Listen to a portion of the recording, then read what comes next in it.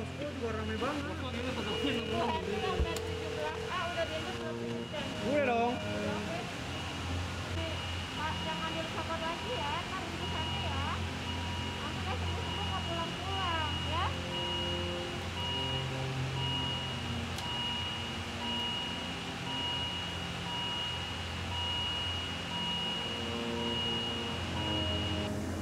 Udah minum nggak? Kita minum.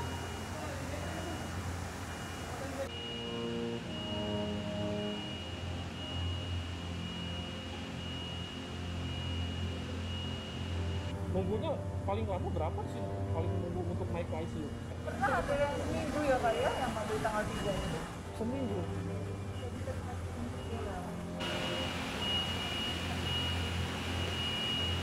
Ini namanya siapa?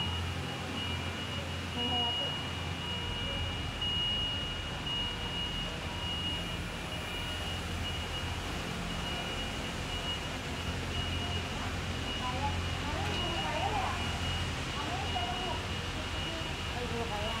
Bisa makan enggak? Bisa minum enggak?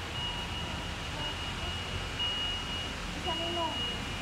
Pakai sedotan enggak? Jangan dilepas ini.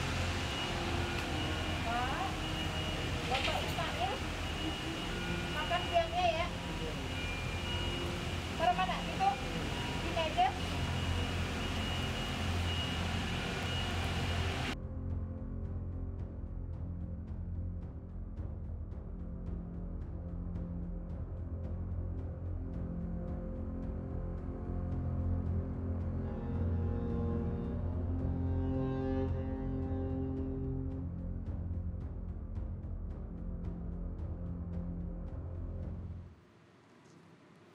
Pemirsa, rumah sakit penuh, layanan kesehatan pun tak tersentuh adalah cerita nyata yang dialami banyak pasien positif corona. Harus sabar antre menunggu hingga ditolak rumah sakit karena tak ada kamar kosong. Seperti yang dialami oleh Dwi Ana Susianti yang harus berjuang demi mendapatkan layanan rumah sakit. Kita sudah terhubung dengan penyintas COVID Dwi Ana Susianti. Selamat malam Mbak Ana. Selamat malam Mbak Nana. Mbak Ana sudah sehat? Alhamdulillah sudah. Alhamdulillah. Mbak Ana ingin dengar cerita pengalaman Mbak Ana saat mencari rumah sakit, itu mendatangi berapa rumah sakit, seberapa sulit tuh dapatnya? Kalau yang saya datangin langsung tuh sekitar 7. Kemudian yang by phone itu sekitar 6. Itu belum yang teman-teman bantu. Aduh, pokoknya sudah di-share di grup, teman-teman bantu, teman grup SMP lah, temen grup kuliah lah udah bantu, itu juga nihil, nggak ada, kosong semuanya Mbak. Berapa hari tuh perjuangan Mbak Ana untuk mencari? Karena saya dapat informasi suami dan anak Mbak Ana juga positif ya, jadi ini mencari rumah sakit untuk sekeluarga gitu ya Mbak? Sekeluarga, betul. Saya mencari tuh dari saya sakit hari ketiga, saya sudah mulai mencari buat saya pribadi. Kemudian kan saya cari itu 2 rumah sakit saya ditolak. Alasannya saturasi saya memang masih bagus Mbak pada saat itu. Saturasi saya 93, masih 93, belum terlalu, maksudnya masih bisa ditangani lah gitu kan. Kemudian saya hari ke-5 yang sudah suami saya sendiri positif, anak saya positif, itu yang perjuangan berat banget. Yang saya harus datengin itu sekitar 5 rumah sakit, belum yang ditelepon, pokoknya itu berat banget lah buat kami. Sebenarnya sih kami sudah coba isolasi mandiri Mbak Nana, sudah coba isolasi mandiri, apapun saya coba.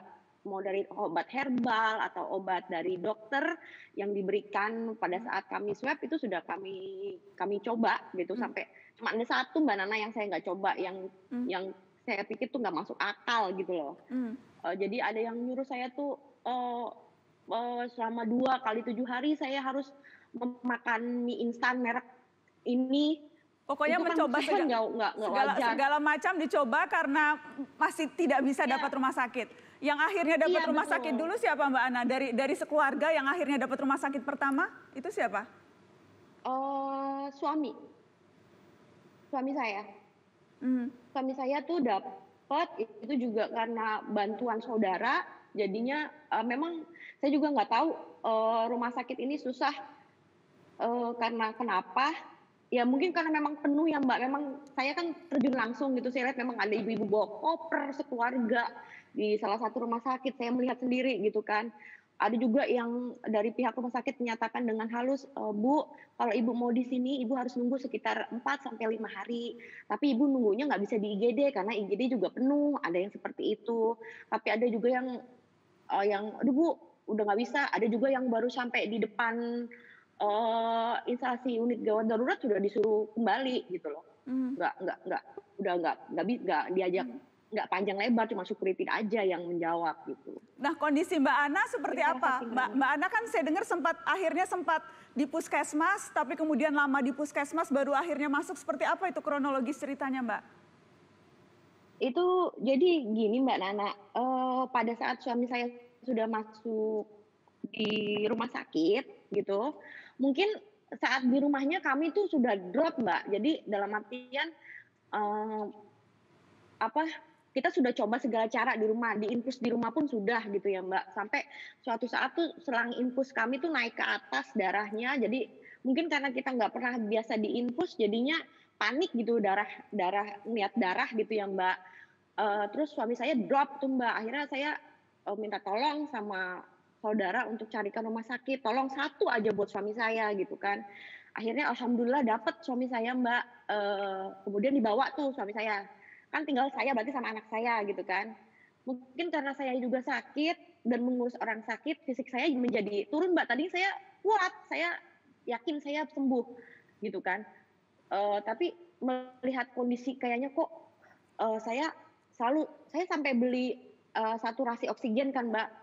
Sampai beli oksigen juga gitu. Jadi kalau saturasi saya di bawah 93, saya pakai oksigen. Nah sampai suatu malam itu saya tuh saturasinya 81 Mbak Nana.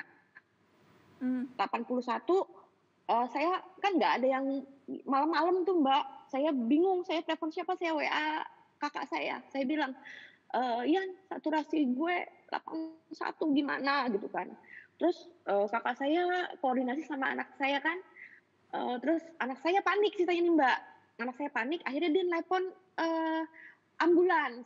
Dia nelpon ambulans, kemudian ambulans itu datang, gitu kan, ambulans datang, terus saya lupa jamnya mungkin malam ya, jam 11-an atau jam berapa gitu kan. Terus setelah itu saya dibawa tuh Mbak pakai ambulans, saya nggak tahu dibawa ke puskesmas mana, yang jelas itu bukan puskesmas terdekat saya, jauh, pokoknya jauh sekali. Nah setelah di situ saya tuh nggak ditaruh di dalam, saya pikir dimasukin ke dalam Mbak Nana. Ternyata saya tuh cuma ditaruh di pelataran gitu Mbak. Itu ada foto Mbak Ana lagi tidur di luar, itu jadi di luar puskesmas. Berapa lama berada di luar itu? Betul. Semalaman Mbak, dari jam 11 mungkin ya. Iya sampai jam setengah 8 atau jam 7 lah. Karena memang di dalam pun sudah penuh, jadi harus di luar begitu ya? Saya nggak tahu Mbak di dalam penuh apa enggak, tapi setahu saya tuh kayaknya kosong itu puskesmas gitu loh Mbak. Tapi saya ditaruh di luar gitu. Baik, setelah itu akhirnya bagaimana Mbak Ana? Jadi setelah lama di luar di puskesmas, Mbak Ana kemudian? Nah setelah lama di puskesmas, ini terus dapat kabar sekitar jam berapa saya dibangunin sama kakak saya kan. Katanya mau dapet rumah sakit, cuman harus nunggu di IGD 4 sampai 5 hari lagi. Tapi saya ditaruh di RSUD Tangerang gitu kan, jauh, pokoknya jauh sekali di daerah sana lah, di daerah jauh sekali gitu kan. Saya nggak kebayang dalam artian saya mau dibawanya gimana, terus nanti saya takut kondisi saya. Jadi mungkin karena yang diserang pikiran saya jadi pada saat itu saya nggak bisa berpikir dengan jernih. Akhirnya saya memutuskan untuk pergi dari situ gitu karena saya sudah trauma mungkin di malamnya ya Mbak ya, karena mungkin nyamuk juga udah banyak yang kena COVID gara-gara gigitin saya kan gitu kan. Jadi akhirnya Mbak Ana pergi sendiri. Akhirnya Mbak Ana nekat keluar dari puskesmas pergi sendiri? Iya betul. Terus kemana? Pergi sendiri saya dengan alasan saya bilang saya sudah dapat rumah sakit lain gitu Mbak. Saya Oke. sudah dapat rumah sakit lain gitu kan. Nah terus pihak sana juga nggak melarang karena memang dia juga susah cari rumah sakit kan, gitu kan. Sampai akhirnya saya naik kakak saya ngikutin saya dari belakang naik motor, kemudian saya naik Grab gitu kan Mbak. Udah gitu sampailah rumah, saya mandi, saya terus sholat. Saya bilang ya Allah, tolong bantu saya ingin sembuh, saya ingin merawat anak dan suami saya. Kemudian saya langsung tolong angkut tabung, karena saya cek saturasi 85 Mbak. Tolong angkat tabung ke mobil, saya bilang gitu kan. Mama mau kemana? Gitu kan. Mama mau cari rumah sakit, saya bilang. Terus dilarang tuh. Anak saya yang bontot udah nangis kan. Mama jangan, mama saya bilang. Mama harus cari rumah sakit, Dek. Gitu, kalau mama begini, mama nggak sembuh-sembuh. Mama harus berjuang cari rumah sakit. Gitu. Tolong biarin mama. Percaya sama mama, saya bilang. Mama pasti bisa, saya ngomong gitu kan. Akhirnya udah tuh. Udah. Saya sampailah akhirnya. Saya jadi sambil nyetir, kakak saya nangis, Mbak. Saya bilang sama dia, jangan nangis, saya bilang. Kalau kamu nangis, sayanya down gitu kan. Saya cuma mikir, ya Allah, kuatkan saya sampai rumah sakit. Saya bilang gitu kan. Mbak, Sampai ya. akhirnya saya sampai akhirnya saya tuh di ada suara mobil polisi lah apa, saya nggak apa, pokoknya saya sampai ke rumah sakit yang saya tuju. Ya, Sampai di ini situ, Mbak Ana, yang saya lihat ini ada dokumentasi Mbak Ana menyupir dengan menggunakan tabung oksigen, tapi ini dokumentasi ketika Mbak Ana pulang dari rumah sakit ya? Betul, karena Tapi kurang lebih gambarannya saya waktu saat pulang, kurang lebih gambarannya seperti betul, ini. Mbak Ana harus betul, menyupir sendiri pada saat berangkat betul, dengan tabung oksigen, iya, mencari rumah sakit betul, sendiri. Perjuangan yang luar biasa. mencari rumah sakit. Iya. Perjuangan yang luar biasa. Mbak Ana, apa terakhir pesan, apa harapan Mbak Ana nih sebagai penyintas COVID melihat sekarang juga masih begitu banyak orang yang kesulitan untuk mendapatkan akses pelayanan kesehatan, Mbak Ana? Harapan saya karena saya lihat sih sebenarnya pihak pemerintah juga sudah menyediakan ya Mbak. Saya juga nggak tahu kenapa kok sulit gitu. Mungkin jalannya aja kayak saya kan pengguna BPJS gitu Mbak ya. Tapi pelayanannya itu kurang sigap ya kalau menurut saya Mbak. Semua fasilitas sudah diberikan, cuman mungkin karena saking penuhnya saya juga bingung, saya nggak bisa berpikir dalam artian memang semua rumah sakit memang sudah saya melihat pakai mata kepala sendiri memang penuh Mbak gitu kan.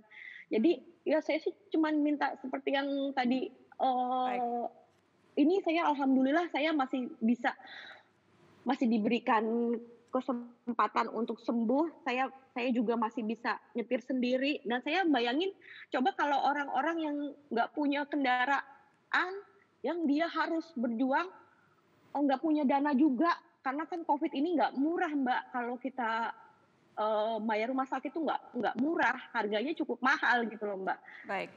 Jadi harapan saya gimana ya, susah Mbak, saya nggak bisa. Karena saya lihat juga pemerintah sudah maksimal gitu, cuman apa ya, sistem atau apalah Mbak, saya juga nggak paham. Baik, terima kasih banyak Mbak Ana sudah mau bercerita untuk Mata Najwa malam ini. Sehat terus untuk Mbak Ana dan keluarga. Ya, terima kasih. Tetap di Mata Najwa, setelah ini kita akan dengarkan kisah penyintas COVID, keluarga dari seorang anak yang harus kehilangan ayahnya karena tidak mendapatkan akses pelayanan kesehatan di ruang ICU. Sesaat lagi.